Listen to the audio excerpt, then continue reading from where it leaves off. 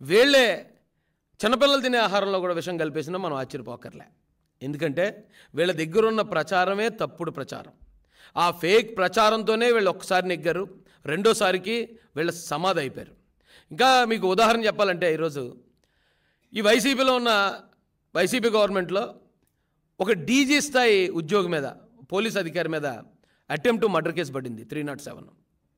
ఒక ఎస్పీ స్థాయి అధికారి, డీజీ స్థాయి అధికారి అంటే పివి సునీల్ కుమార్, ఎస్పీ స్థాయి అధికారి సీతారామాంజనేయులు గారు 307, జగన్మోహన్ రెడ్డి గారి మీద 307. అంటే వీళ్ళు ప్రభుత్వ హయాంలో ఉన్నప్పుడు సొంత బాబాయిని కూడా నరికి చంపుకున్నారు. ఈ రోజున ఎక్కడో ఒకవేళ తెలియని పరిస్థితుల్లోనో క్షణికావేశంలోనూ జరిగే నేరాలని శాంత స్వరూపుడైన నారా చంద్రబాబు నాయుడు గారి మీద వేస్తున్నారండి. నారా చంద్రబాబు నాయుడు గారు మమ్మల్ని దాడులు చేయమని తెలుగుదేశం కార్యకర్తలకు చెప్పరండి. ఆయన మేము ప్రతిపక్షంలో ఉండి మేము దాడులకు గురవుతున్నప్పుడు, హత్యా ప్రయత్నాలకు గురవుతున్నప్పుడు, తప్పుడు కేసులకు గురవుతున్నప్పుడు, సార్ మన గవర్నమెంట్ వస్తే మేము ప్రతీకారం తీర్చుకునే అవకాశం మాకు కావాలని మేము అడిగినప్పుడు నారా చంద్రబాబు నాయుడు గారు మాతో మాట చెప్పారండి. ఆయన ఒక కథ చెప్పారు మాకు. ఒక స్వామీజీ ఆ శిష్యుడు కలిసి వెళ్తూ ఉంటే ఒక చిన్న కాలువలో ఒక తేలు కొట్టుకుపోతుందటండి.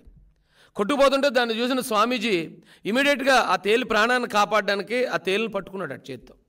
పట్టుకుని దాన్ని ఇలా ఒడ్డు మీద చేర్చేలోపే 10-15 సార్లు దాన్ని ముళ్ళు గుచ్చేసిందట ఆయనకి, స్వామీజీకి. అయినా కూడా స్వామీజీ ఆ తేలిని బయట విడిచిపెట్టాడు. అప్పుడు శిష్యుడు అడిగాడట, స్వామీజీ మీరేమో దాన్ని ప్రాణం కాపాడదాం అనుకున్నారు, అది చూస్తే మిమ్మల్ని ముళ్ళు గుచ్చేస్తుంది కదా అంటే ఆయన మాట అన్నాడట, ముళ్ళు గుచ్చడం అనేది దాని నైజం, కాపాడడం అనేది మనిషిగా మన నైజం. దాని నైజం కరెక్ట్గానే చేసింది, మన పని కూడా మనం కరెక్ట్గా చేయాలి అని చెప్పారట. సేమ్ నాకు మా అందరికీ కూడా ఆ రోజున చంద్రబాబు నాయుడు గారు చెప్పింది అదే. వీళ్ళు నేరస్తులు, వైసీపీ వాళ్ళు నేరస్తులు కాబట్టి వాళ్ళు నేరాలే చేస్తారు, వాళ్ళు దాడులే చేస్తారు, వాళ్ళు హత్యలే చేస్తారు. కానీ తెలుగుదేశం పార్టీలో అందరూ నాయకులు ఉన్నారు, లీడర్స్.